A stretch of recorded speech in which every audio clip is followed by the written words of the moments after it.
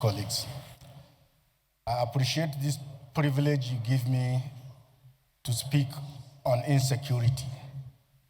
And I thank you most profoundly on this matter. But Senate President, I have prayed to you here severally concerning insecurity in my own area. And graciously, a committee was set up of joint chiefs so that we can look at these insecurity issues holistically. Last time, we have agreed that the funding for the military, this is budget period. I told you, if you give me school today and I run away from that school, it's of no use to me. If you give me a road and I run away from that place, the road is not useful to me.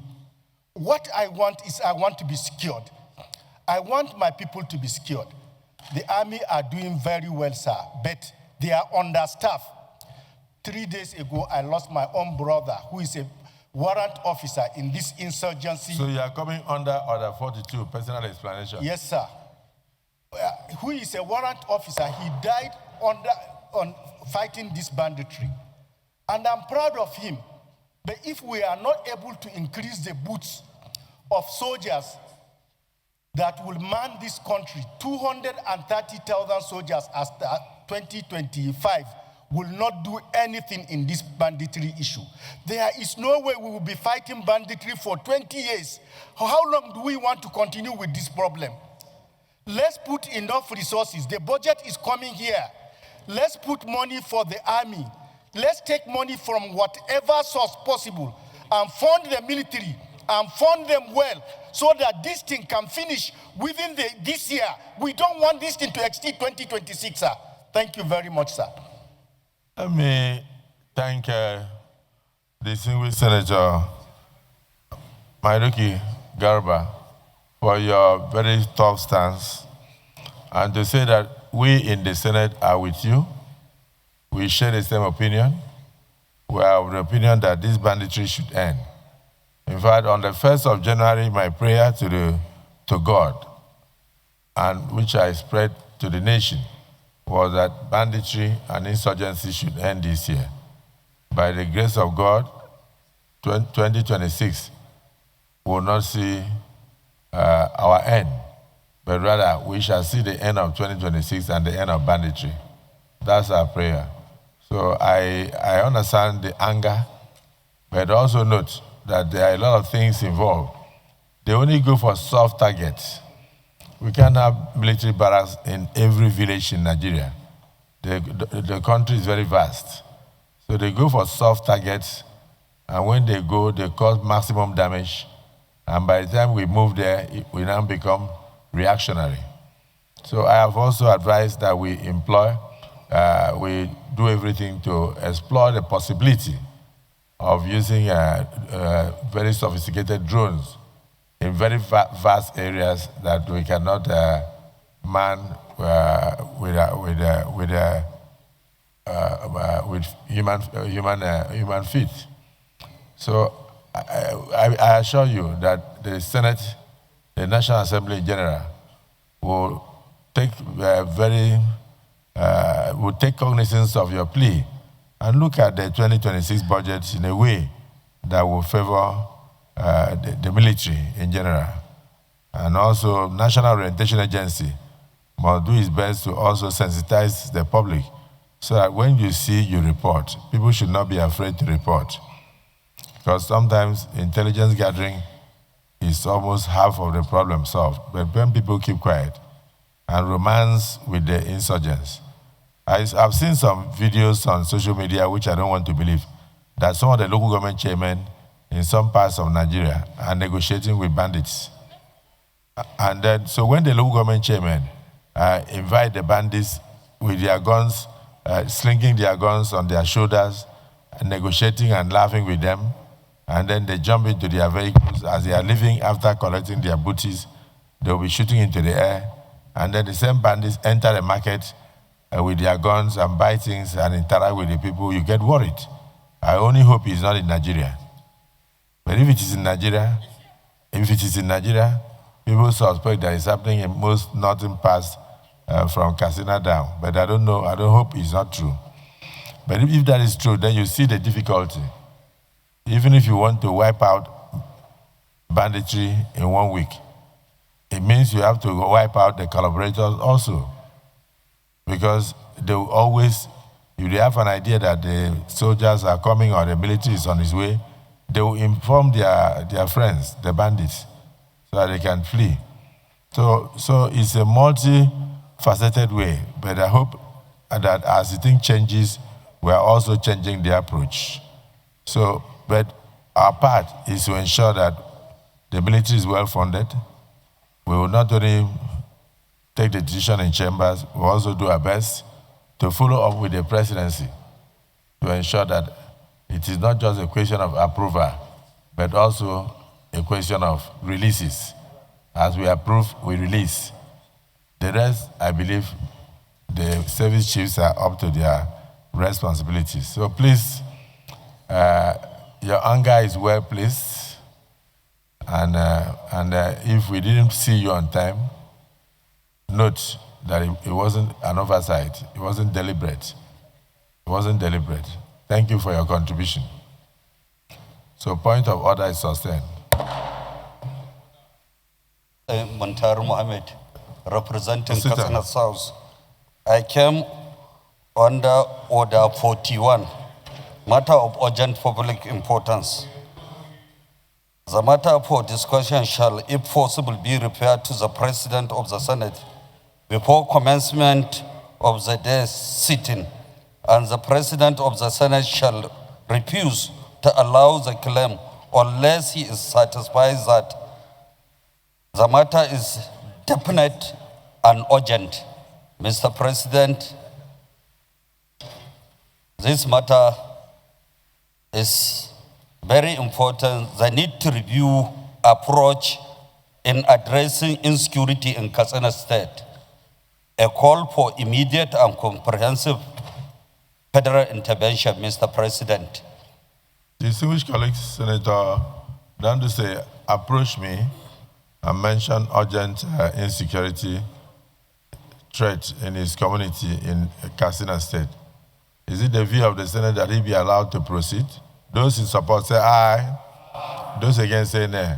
You may proceed. Thank you, Mr. President. My respected colleagues, the Senate deeply disturbed by the recent horrific attack on members of the Nigerian Police Mobile Force who were ambushed in broad daylight in Guga, Bakuru local government area of Katsina City, where 3 police personnel were killed and 2 critically injured.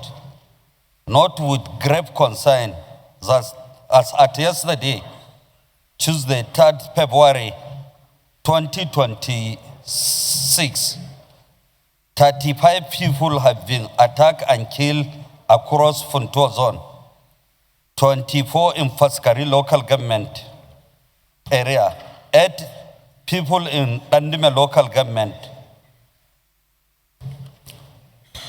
2 people in Funtua local government, 1 person in Kankara local government area of Katsina State in less than 24 hours. Mr. President, concerns that the incessant banditry attack on communities will significantly impact food production and agricultural activities, as more than 50,000 farmlands are not cultivable presently, thereby jeopardizing food security and livelihood of the people. Recall that the governor of Katsina State led a delegation of elder statesmen from Funtua Zone and Katsina State to pay a courtesy visit to Mr. President, and the issue of insecurity was raised at the meeting. Mr. President pledged during the visit to have a military barrack sited in Malumfashi for the zone. Observe that the criminals continue to exploit porous forest corridors, including the Machi Kanduse, Mike Kasua axis in Kaduna State, Power Hill in Kankara and Zamfara corridor, conflict rescue mission and interstate security coordination. Worries that continue inaction risks mass displacement, collapse of rural livelihood, and long-term psychological trauma in vulnerable population. Accordingly, resolve call on communities in Katsina and across Nigeria to remain united, vigilant, and supporters of security effort while resisting internal collaborators who undermine national security. Command President Bola Ahmed Tinubu and security agencies for their rapid intervention and urge them to sustain coordinated operation until all criminal elements are flushed out. Urge President Bola Ahmed Tinubu to approve his pledge to create a new military barrack in Funtua zone. Direct the Inspector General of Police to issue the new squadron which was established in the zone to have at least 3 armored personnel carrier to intensify intelligence driving operation, including forest combating cross-state collaboration and community-based intelligence system across Katsina and other hotspots. Direct the Federal Ministry of Humanitarian Affairs and NEMA to provide immediate relief support to traumatized families and affected communities. Mr. President, observe a 1-minute silence for the memory of the departed soul. I so move, Mr. President. And across Nigeria to remain united, vigilant, and supportive of security efforts while resisting internal collaborators who undermine national security. Those in support of prayer 1 say aye. Those against say nay. The ayes have it. Prayer 2, commend President Bola Ahmed Tinubu and security agencies for their rapid interventions and urge them to sustain coordinated operations until all criminal elements are flushed out of Katsina State. Those in support of prayer 2 say aye. Those against say nay. The ayes have it. Prayer 3, urge President Bola Ahmed Tinubu to approve his pledge to create a new military barracks in the zone directly affected by the insurgents. Those in support of prayer 3 say aye. Those against say nay. The ayes have it. Prayer 4, direct the Inspector General of Police to issue the new squadron when established, at least 3 armored personnel carriers to intensify intelligence-driven operations, including forest combing, cross-state collaboration, and community-based intelligence systems across Katsina and other hotspots. Those in favor of prayer 4 say aye. Those against say nay. The ayes have it. Prayer 5, direct the Federal Ministry of Humanitarian Affairs and NEMA to provide immediate relief support to traumatized families and affected communities. Those in favor of prayer 5 say aye. Those against say nay. The ayes have it. Prayer 6, observe a 1-minute silence in memory of the departed souls affected by these insurgents in Katsina State.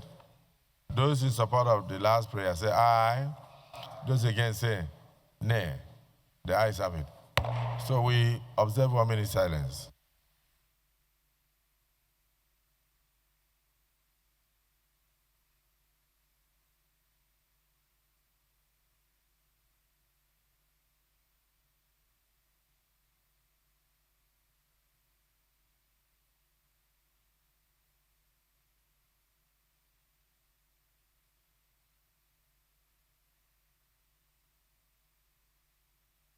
Senator Mgbeke.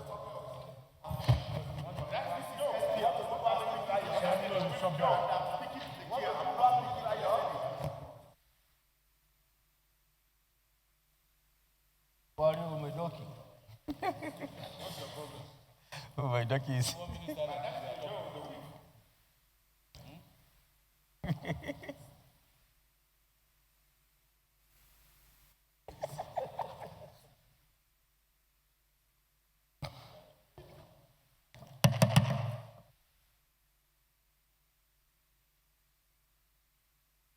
By the souls of our brothers and sisters in Katsina State, cut down in their prime by insurgents, rest in perfect peace.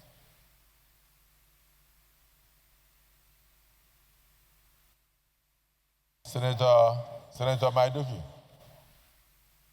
Senator Maidoki. Yeah, go ahead. You said you have something to say.